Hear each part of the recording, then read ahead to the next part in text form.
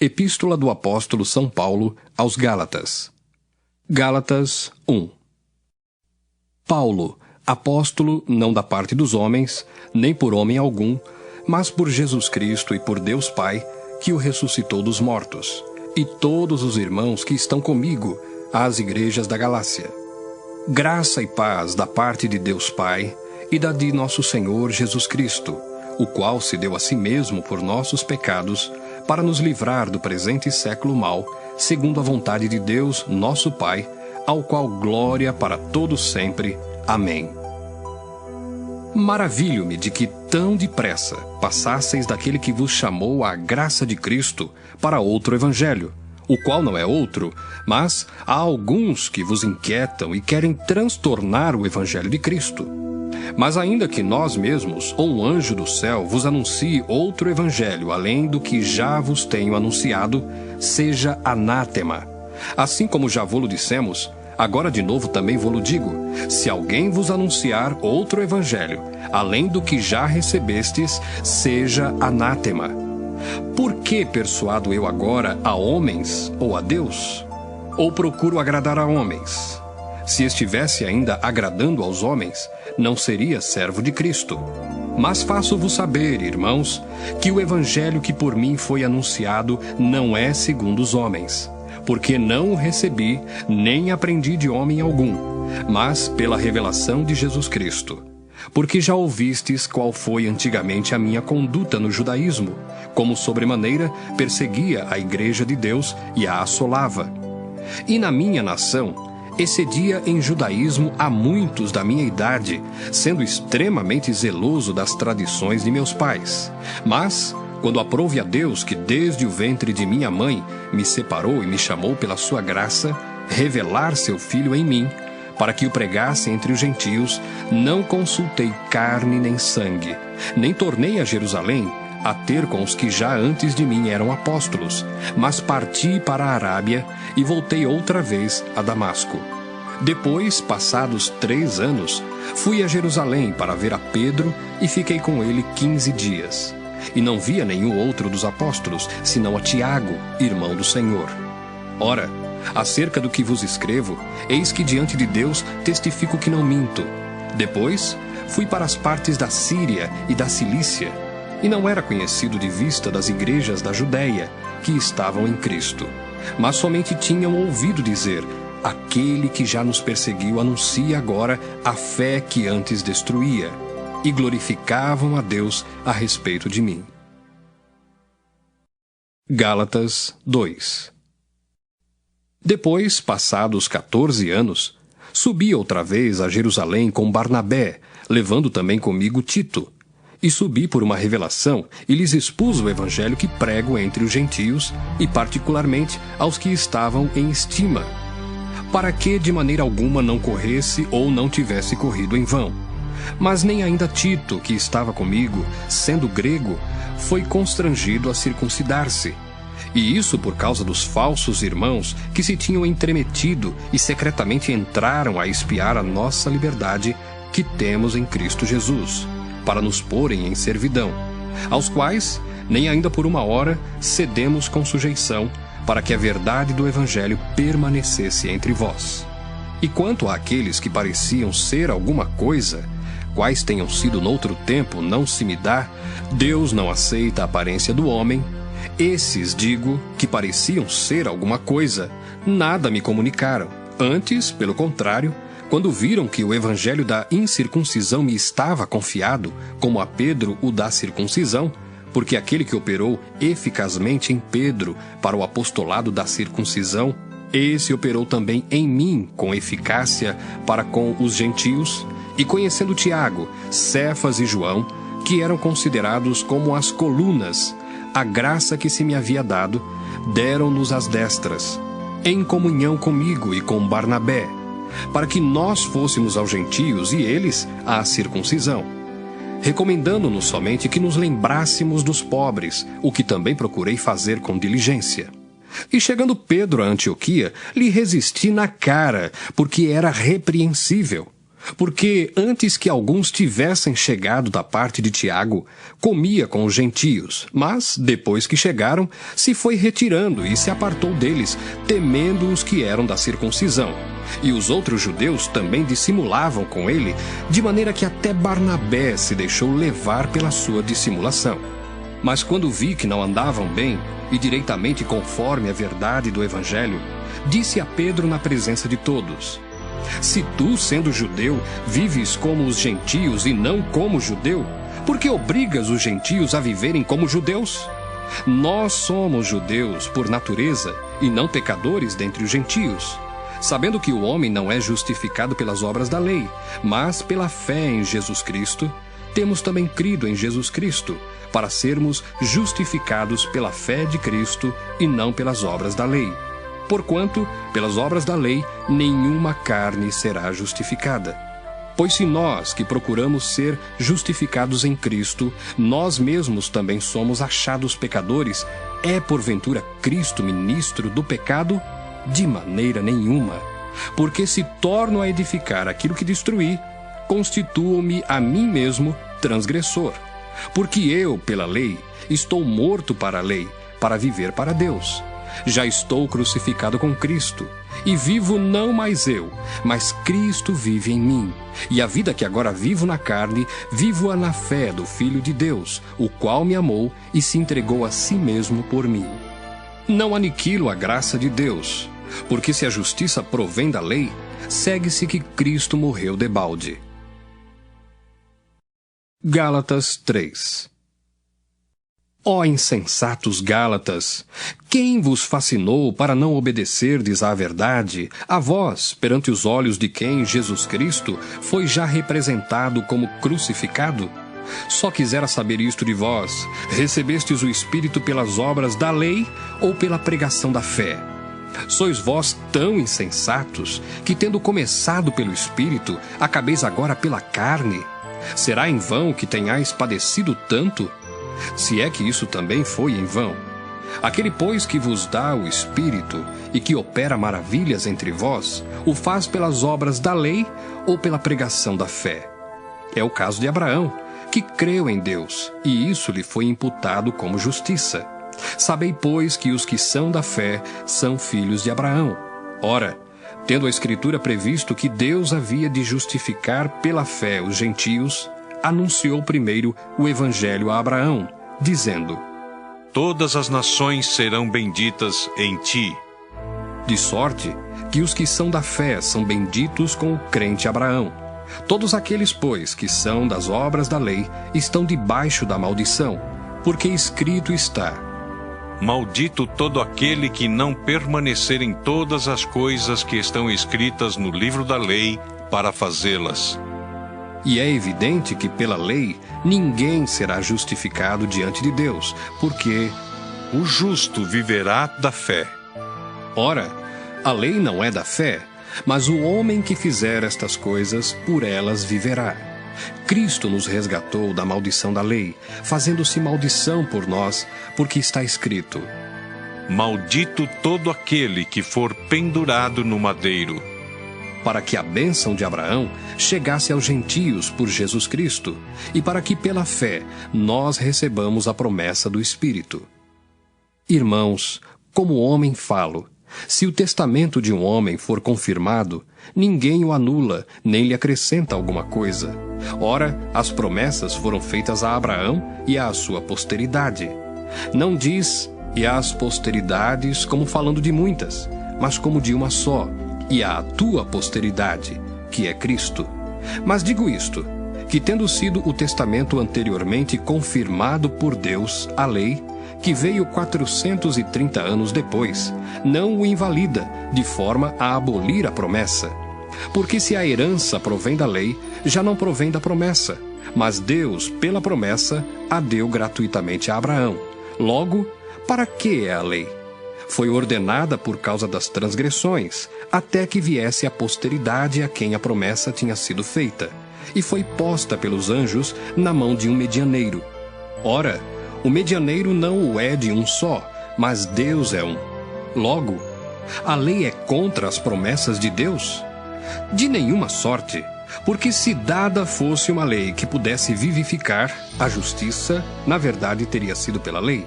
Mas a Escritura encerrou tudo debaixo do pecado, para que a promessa pela fé em Jesus Cristo fosse dada aos crentes. Mas, antes que a fé viesse, estávamos guardados debaixo da lei e encerrados para aquela fé que se havia de manifestar.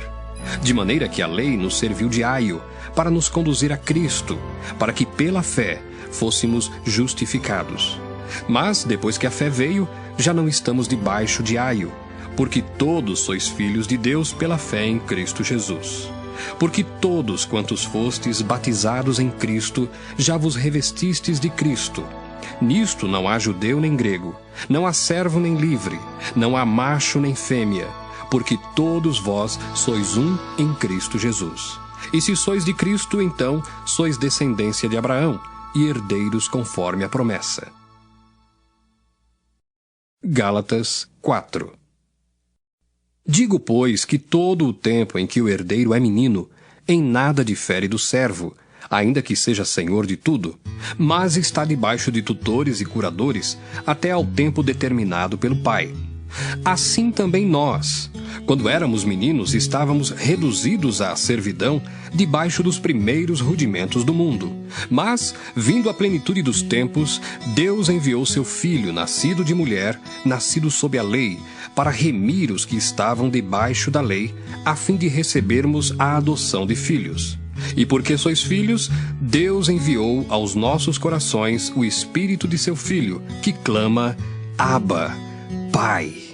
Assim que já não és mais servo, mas filho, e se és filho, és também herdeiro de Deus por Cristo. Mas, quando não conhecíeis a Deus, servíeis aos que por natureza não são deuses. Mas agora, conhecendo a Deus, ou antes, sendo conhecidos de Deus, como tornais outra vez a esses rudimentos fracos e pobres, aos quais de novo quereis servir? Guardais dias e meses e tempos e anos. Receio de vós que haja eu trabalhado em vão para convosco. Irmãos, rogo-vos que sejais como eu, porque também eu sou como vós. Nenhum mal me fizestes. E vós sabeis que primeiro vos anunciei o Evangelho, estando em fraqueza da carne. E não rejeitastes, nem desprezastes isso, que era uma tentação na minha carne. Antes, me recebestes como um anjo de Deus, como Jesus Cristo mesmo. Qual é logo a vossa bem-aventurança? Porque vos dou testemunho de que, se possível fora, arrancaríeis os olhos e mos daríeis. Fiz-me acaso vosso inimigo dizendo a verdade? Eles têm zelo por vós, não como convém, mas querem excluir-vos para que vós tenhais zelo por eles. É bom ser zeloso, mas sempre do bem, e não somente quando estou presente convosco. Meus filhinhos, por quem de novo sinto as dores de parto até que Cristo seja formado em vós. Eu bem quisera, agora, estar presente convosco e mudar a minha voz, porque estou perplexo a vosso respeito. Dizei-me vós, os que quereis estar debaixo da lei, não ouvis vós a lei? Porque está escrito que Abraão teve 2 filhos, um da escrava e outro da livre.